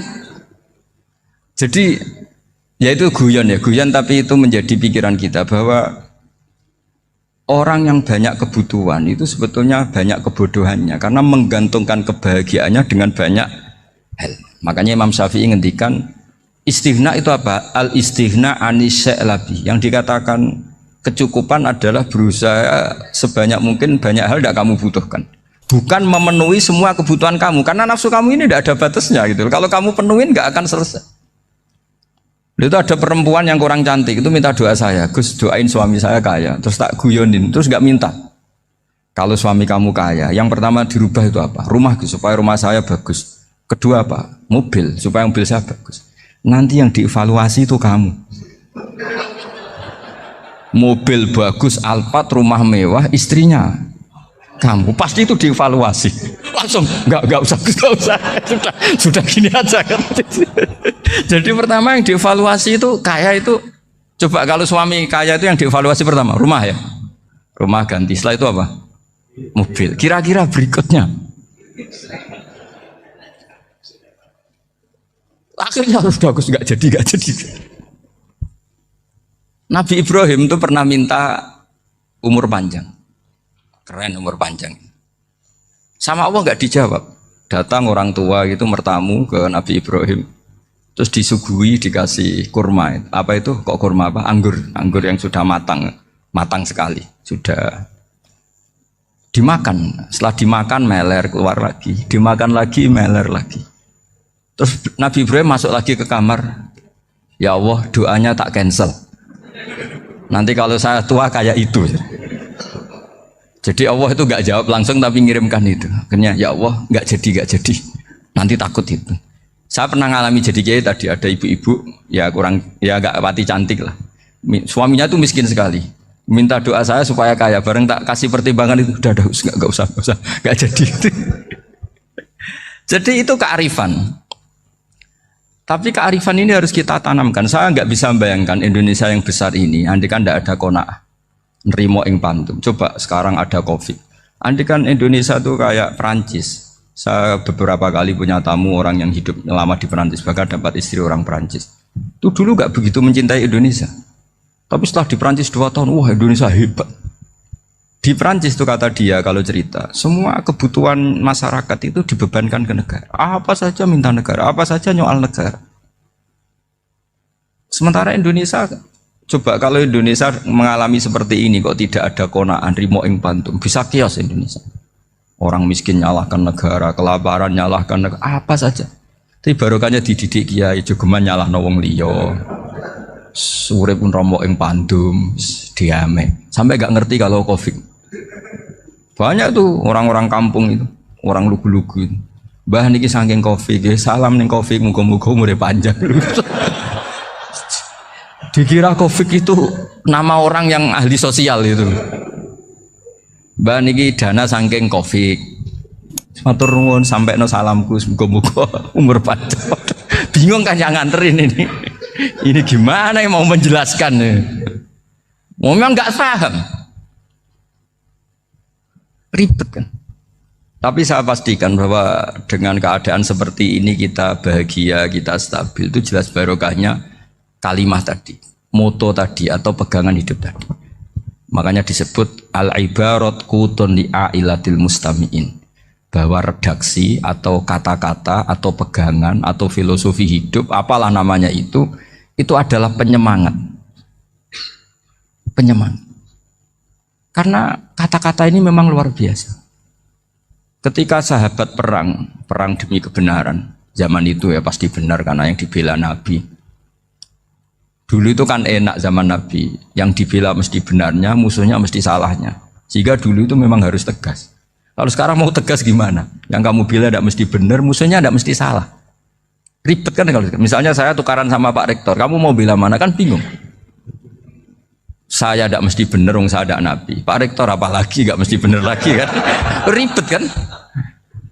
Jadi kalau kita mau perang sekarang itu mau pede gimana? Enggak. Makanya banyak ulama sekarang tuh mau tegas tuh nggak berani karena ya banyak hal yang abu-abu lah wilayahnya. Misalnya pilihan presiden atau pilihan bupati, pilihan menteri. Kamu mati-matian bela itu, yang kamu bela tidak mesti benar, musuh kamu tidak mesti salah. Misalnya pilihan bupati, wah ini kabupaten ini baik kalau bupatinya ini, yang satu bilang ini, terus tim suksesnya kamu tanya, kamu yakin? Ya tidak juga. Lah kenapa semangat? Kan saya botohnya, paling alasannya ya itu aja, bukan yang lain. Beda dengan zaman Nabi, nabinya mesti benar, Abu Jahalnya mesti salah, kan enak aturan mainnya jelas. Singkat cerita dalam perang itu banyak sahabat yang ngalami luka, ngalami apa gitu. Kemudian curhat ke Nabi, ya Nabi gara-gara derekkan jenengan, ngikuti jenengan saya harus ngalami seperti ini, seperti ini. Ngiranya orang itu diapresiasi sama Allah keluarnya. Ternyata sama Allah gak diapresiasi. Malah diturunkan ayat intakunu ta'lamuna fa innahum ya'lamuna kama ta'lamun wa tarjuna minallah ma'ala yarjun. Kalau kamu sakit karena perang, orang-orang kafir itu ya sakit, itu saja berani padahal demi kekafiran. Wa tarjuna minallah ma'ala yarjun, padahal kamu punya nilai lebih yaitu berharap kepada Allah yang mereka tidak punya. Saya jadi kiai itu ya kadang mangkel. Karena yang benci ya benci, yang seneng itu ngel-ngel loh kayak Pak Bejo. Jadi semuanya ribet. Lah iya, yang benci ya ganggu, yang seneng ya ganggu, tambah nemen. Seribet. Tapi kalau sudah ingat bandar narkoba, mereka berhadapan dengan polisi, kadang ditembak karena kesalahannya terlalu fatal. Antar persaingan mereka juga bisa tembak-tembakan karena merebut pasar narkoba. Itu saja mereka berani. Kok kita yang jadi kiai kadang dicium tangannya, dihormati gak berani, hanya takut apa ya, musibah-musibah kecil lah, atau problem-problem kecil. Lah iya, kalau kita bandingannya gitu. Kalau kamu mau tahajud kedinginan, itu masih nanti dihisap Allah itu gitu. Maling ayam itu keluar malam-malam, hanya dapat ayam. Itu gak takut dingin. Ya gak takut digebuki masa. Kamu mau tahajud saja takut dingin. Makanya nanti hisapnya orang soleh itu nanti dijajarkan orang dolim. Terus diperbandingkan. Wah itu habis kamu kalau itu.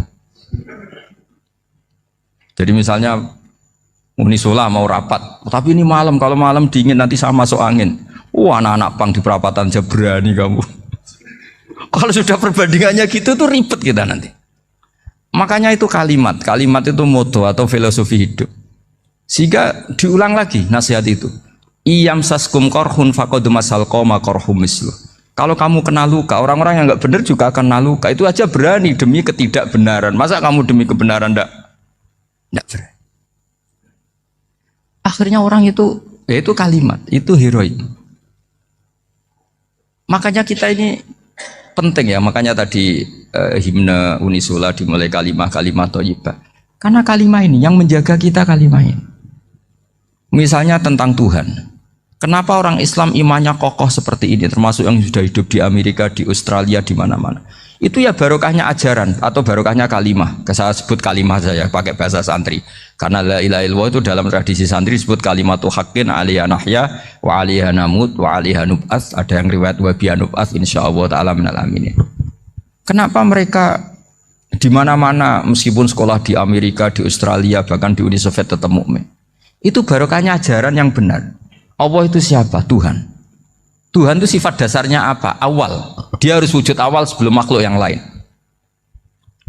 Sehingga ketika ada negara yang maju, yang tertib, manajemennya tertib, masyarakatnya makmur, tapi punya Tuhan yang tidak seperti itu, tidak awal, itu sudah gak nyaman. Karena ndaklah keren Tuhan saya, karena Tuhan saya itu al-awwal, zat yang pertama. Tuhan saya keren lah, zat yang gak mati. Tuhan yang gak mati, yang gak pernah mengalami kematian. Sehingga tontonan atau yang dilihat kenikmatan-kenikmatan yang lain ini tidak mengubah dia pendirian tentang Tuhan. Karena mantapnya satu kalimat tadi bahwa Tuhan itu ya harus satu, harus awal, harus tidak mati, tidak rusak, tidak mengalami apa-apa yang membahayakan. Sehingga ketika ditawarin Tuhan yang lain meskipun menjanjikan secara finansial atau kemakmuran, mereka gak tertarik. Itu coba, itu barokahnya makmur apa barokahnya ajaran? Barokahnya ajaran. Sering negara Islam itu kalah makmur dengan mereka, tapi barokahnya ajaran ini tetap apa? Tetap Islam. Makanya Nabi Ibrahim, Nabi yang sukses bikin wa ja'alaha kalimatam baqiyatan fi aqibi. Sehingga kita ini bekti sama orang tua misalnya, itu ya karena ajaran. Suwargamu itu karek wong tuamu. Nak wong tuamu ridho, Allah ridho. Nak ora ridho, Allah ora ridho. Ridho wa fi ridhol walidain wa sakhatu wa sukhtu wa fi sakhatil. Sehingga ketika ada orang tua yang agak brengsek gitu, anak-anak tetap hormat. Punya orang tua yang miskin, yang sudah miskin, tukang tombok nomor, banyak kan di kampung gitu. Ya tetap hormat.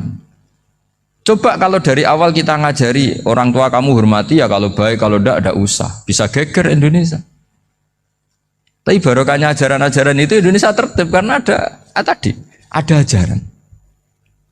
Nah ini di sini pesantren dan Unisula semua harus berkontribusi membuat ajaran yang benar itu adalah ciri utama Islam. Sehingga Islam ini dimulai dengan ajaran kalimatu haqqin alaiha nahya wa alaiha namut. Sehingga kita tenang seperti ini. Saya ini termasuk kiai yang tenang. Meskipun kata orang banyak saya ini kiai besar, tapi termasuk kiai yang paling tenang. Termasuk yang paling tenang. Karena saya ini pakai mazhab orang-orang hebat. Saya berkali-kali cerita, orang kayak Imam Syafi'i itu orang yang luar biasa. Saya berkali-kali cerita, orang yang tadi nyium tangan kamu ya Imam Syafi'i, di belakang tuh ngerasani kamu, menghujat kamu. Jawabannya enak saja. Berarti saya alhamdulillah orang yang wibawa. Buktinya di depan saya nggak berani. Jadi enteng saja. Diceritain sebagian kampung, sebagian separuh dari warga kamu itu nggak suka kamu. Ya bagus lah nggak suka saya, nggak akan utang duit saya. Di mana-mana orang utang itu karena teman dekat. Kalau nggak seneng pasti minimal nggak utang, nggak pinjam mobil, nggak pinjam apa. Berkah mana yang seneng sama yang gede? Jadi dianggap enteng saja. Semua yang dialamin dianggap enteng saja. Misalnya punya istri pemarah, ya baguslah marahin suami. Kalau marahin tonggo malah ribet. Jadi kamu harus terima kasih kalau dimarahin istri. Baguslah marahin saya mah, kalau marahin tonggo ribet. Jadi enteng saja. Tapi kita sekarang itu karena nafsu ya, sehingga menghadapi hidup ini ribet. Ulama dulu kalau mau mati itu senengnya bukan main. Sudah lama saya ini ingin gak maksiat. Kayaknya gak maksiat paling efektif itu mati. Ya tidak apa-apa Gusti, kalau sebaiknya mati ya mati aja. Enteng saja. Jadi melihat kematian itu akhir dari segala keburukan atau potensi keburukan. Apapun baik kita sekarang, suatu saat mungkin kita gak baik. Yang bisa menghentikan ketidakbaikan atau potensi ketidakbaikan itu apa coba? Mati kan? Berarti mati itu mengerikan apa menyenangkan? Mesti kamu tidak berani menjawab. Meskipun secara ilmu kamu berani, tapi secara rasa agak berani kan? Saya ulang lagi ya, yang bisa menghentikan keburukan atau potensi keburukan itu apa coba? Apa? Kematian. Berarti kematian itu menyenangkan atau menyusahkan? Apapun kamu tidak berani jawab karena kamu agak-agak duniawi itu kelihatannya. Tapi secara ilmu, kamu tahu kan kalau mati itu tidak buruk-buruk banget. Karena apa? Itu akhir dari segala keburukan. Sehingga Nabi ngajarkan kalimat itu begitu luar biasa. Allahumma ahyini makanatil hayatu khairan li wa tawaffani makanatil wafatu khairan li. Nabi melihat dunia itu begitu indah. Ya Allah, kalau saya ini hidup, anggap saja hidup ini ziyadatan li fi kulli khairin, menjadi modal saya menambah segala kebaikan. Jika suatu saat saya mati, anggap mawon rohatan li min kulli syarrin, itu akhir dari segala keburukan saya. Sehingga mati hidup ya baik karena di situ kita bisa berkontribusi beramal soleh. Mati juga baik karena mengakhiri segala keburukan. Nabi nate ngendikan lagi, ajaban li amril mukmini inna amrohu kullahu khair. Orang mukmin itu mengagumkan, semuanya baik. In asobathu na'ma syakara fakana khairan lah. Kalau baru dapat nikmat, dia syukur, maka itu baik. Wa in asobatu dharra sabara. Kalau dapat masalah mereka sabar, itu juga baik. Sehingga orang mukmin dua sisinya pasti baik. Itu juga kalimat, maksudnya moto atau pegangan hidup. Nah berikut ini saya beri contoh, ini kenangan saya, ini contoh terakhir. Masalah jadi orang terkenal maupun tidak. Di sini dicontohkan Imam Ghazali di halaman 367 di kitab saya 367, juznya 3 di kitab Ihya Ulumuddin. Di sini beliau cerita betapa untuk menjaga ikhlas sebaiknya orang itu tidak terkenal, tidak syuhrah, tidak terkenal. Oke, itu kita sepakat ya, karena kalau terkenal mungkin orang dipaksa publik dengan tanda kutip untuk selalu berbuat baik, tapi karena jaim lah, jaga image atau apa. Tapi ketika dibalik pertanyaannya, kamu rela yang terkenal itu orang nggak benar, sementara yang orang benar itu nggak terkenal. Lalu masyarakat taunya yang tidak benar. Kalau pertanyaannya dibalik gitu, orang baik wajib terkenal enggak? Kalau pertanyaannya dibalik seperti itu. Dokter yang benar tidak terkenal, yang malpraktek terkenal. Kamu ingin kondisi seperti itu? Gak ingin kan? Kampus yang bagus gak terkenal, kampus yang bagus gak terkenal, yang gak bagus. Nah, artinya apa? Gara-gara olah kata, olah pikiran, ini logika jadi rubah. Lagi-lagi apa? Jawaban itu ada di kata-kata sebetulnya. Makanya bab-bab seperti ini tidak usahlah kita berdebat, berpolemik. Sebaiknya orang itu humul, menutup diri, apa sebaiknya orang terkenal, itu nggak perlu seperti itu. Sudah terserah Tuhan saja. Makanya saya mulai dulu ngaji sampai sekarang itu ya tidak punya punya ikon tertentu atau punya website tertentu, enggak. Sudah terserah pangeran. Sudah saya juga tidak sok suci materialistik atau enggak, ya tidak mikir saya. Bukan apa-apa ya, karena saya ini kiai, jadi biasa urusannya sama Allah, tidak sama makhluk. Jadi pusing kalau sama sarah-sarahnya makhluk itu pusing. Meskipun rektor kalau nasihati saya pasti tidak saya terima, itu tetap makhluk, itu sudah ada ngefek kalau saya itu sudah ada itu. Bukan karena saya sombong, ya memang makhluk betul gitu, bukan cuma nasibnya bejo aja, tapi makhluk tetap makhluk. Saya beri contoh ya.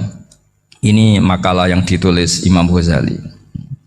Ya. I'lam aslahakallah anna aslal jahwa intisarus sayyid atau sayyidi wal istihar bahwa mazmum itu. Balil mahmudu al-khumulu illa man saharahu wa ta'ala linasri dini min ghairi takallufi talabi syuhrati minhu. Jadi kalau kamu ingin ibadah kamu selamat, ya kamu jangan terkenal. Tapi resikonya adalah kalau kebaikan itu tidak terkenal, maka nggak dikenali. Kalau nggak dikenali berarti masyarakat hanya punya percontohan yang tidak baik, karena yang baik tidak terkenal. Jadi itulah ulama-ulama dulu. Jadi apa-apa itu dibanding-bandingkan. Kemudian nanti kelihatan, jawabannya itu kelihatan. Jadi ulama dulu itu biasa ngarang misalnya afatun nikah, sisi negatifnya nikah, harus ngurmat istri, harus macam-macam, kalau terlantar itu ya dosa. Seperti tadi Pak Marsudi cerita, kalau orang ngapalkan Quran itu takut lupa, kalau lupa itu jadi dosa. Pertanyaannya, kalau semua orang takut lupa, takut dosa, semua orang nggak hafal Quran karena potongan-potongan lupa. Cara berpikir tidak seperti itu. Kalau berpikir ya namanya hafalan ya inginnya hafal, kan nggak ingin lupa. Lah nanti kalau takdirnya lupa karena hal-hal yang dimaklumi oleh syariat itu nggak yang termasuk dosa. Yang dosa itu lupa takliwiri udhrin syar'iyyan, lupa yang tidak ada sebab yang apa? Syar'i. Tapi lupa bawaan EQ-nya tidak bagus, lupa bawaan sering dibentak. Oh itu nggak masalah karena bawaannya orang tertekan itu ya lupa. Coba kamu hafal Quran, terus punya kredit jatuh tempo, pas hari itu aku yakin nggak cerdas sudah. Itu bawaannya orang tertekan itu pasti lupa. Jadi ya saya teruskan ya. Jadi terus ada makalah yang sangat bagus sekali tentang itu. Saya baca ya. Wa yadullu ala dzalika anna Allah azza wa jalla amaral anbiya'a bi idharil amali lil iktida wa khassahum bi mansibin nubuwah. Wa la yajuzu ayyudhanna bihim annahum khurrimu afdhalal amalen. Jadi orang yang terlalu mendewa-dewakan khumul itu menutup diri. Oke, itu baik karena dengan khumul, dengan menutup diri Anda tidak riya, Anda tidak pamer. Tapi kata Imam Ghazali, kamu juga harus ingat di antara syaratnya Nabi itu harus mengumumkan kalau beliau itu seorang Nabi. Harus memaklumatkan kalau beliau seorang Nabi supaya bisa diikuti. Caranya sholat harus diumumkan sehingga Nabi itu mengatakan harus jamaah. Karena dengan cara jamaah itu bisa shollu kama ra'aitumuni usolli. Coba kalau Nabi sholatnya nggak diperlihatkan, kamu harus sholat yang benar. Caranya gimana ya Rasulullah? Itu rahasia.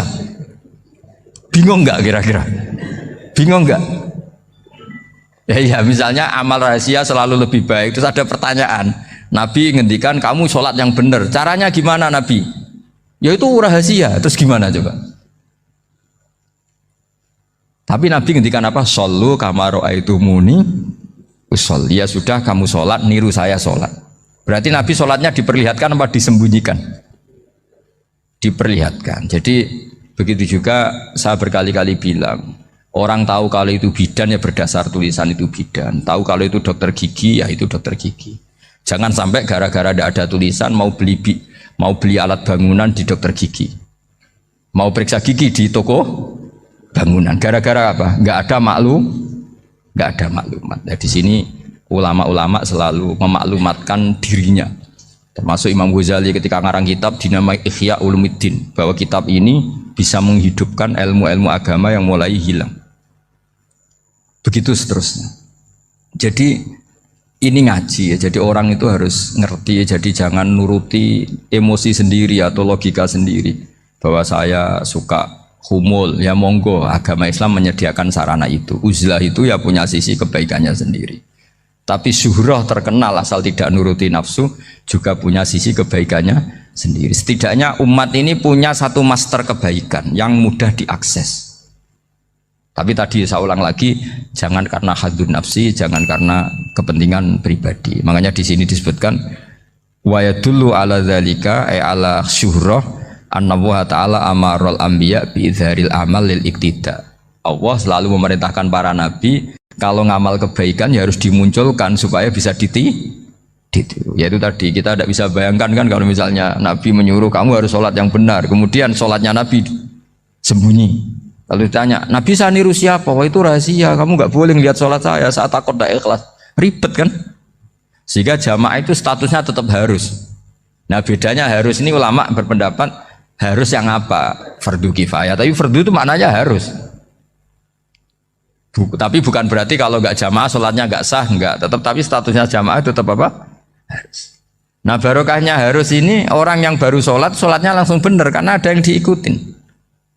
Coba kalau mantan dukun baru sholat terus sholat sendiri, itu mesti mirip mantra gitu. Karena dia tidak ada master percontohannya.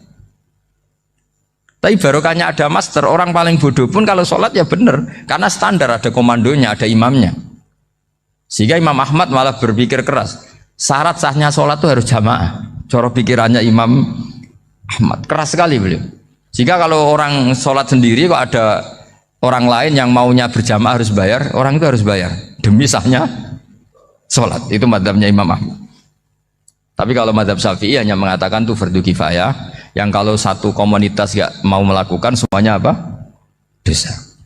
Ya jadi ini sebelum sesi ringan tanya jawab, hanya 2 saja tanyanya, nggak boleh banyak-banyak, nanti nggak pulang-pulang saya. Jadi tak baca lagi biar dapat berkahnya Imam Ghazali. Wa qala qaumun asirru afdalu minal alaniyati. Terus kata sebagian ulama al alaniyah itu afdal minas sirri. Terus diperbandingkan baik yang mana amal dipertontonkan sama ndak. Terus kata Imam Ghazali, kalau orang itu bisa jaga tidak riya, maka sebaiknya dipertontonkan karena kebaikan harus yang muncul, bukan yang tidak baik yang muncul. Makanya ketika memaklumatkan diri sebagai ingin jadi generasi khairah ummah, itu kalau diterjemah itu kan wow, khairah ummah, umat terbaik. Itu kan kayak agak angkuh. Tapi nggak apa-apa, itu nggak apa-apa. Masa kita kampanye siap degradasi moral kan ya lucu kan, masa jualan gitu kan ya lucu. Kita memang ingin mengkhidmati ummah, berbakti dengan umat, membantu supaya jadi generasi khairun apa? Ummah. Tidak apa-apa dimaklumatkan supaya dengan itu umat punya sarana. Oh kalau ingin jadi khairun ummah kuliah di sini. Jangan lalu enggak gitu. Ya sama kita dokter, maklumatkan saja dokter gigi, dokter kandungan, dokter bedah. Sehingga orang kalau mau bedah ya jangan ke dokter kandungan. Jadi barokahnya maklumat ya. Jadi saya mohon sekali ini, saya sendiri sebetulnya orang yang nggak siap terkenal sebetulnya, tapi ya sudah terserah Allah saja. Kalau itu cara Allah menyebar kebaikan, ya monggo. Pokoknya kita tawakal saja sama Allah Subhanahu wa Ta'ala. Assalamualaikum warahmatullahi wabarakatuh. Alhamdulillahirrabbilalamin. Telah kita simak bersama pengajian khutbah Kiai Haji Ahmad Bahauddin Nur Salim. Semoga apa yang disampaikan oleh beliau dapat bermanfaat untuk kita semua. Wallahu a'lam bishawab. Wassalamualaikum warahmatullahi wabarakatuh.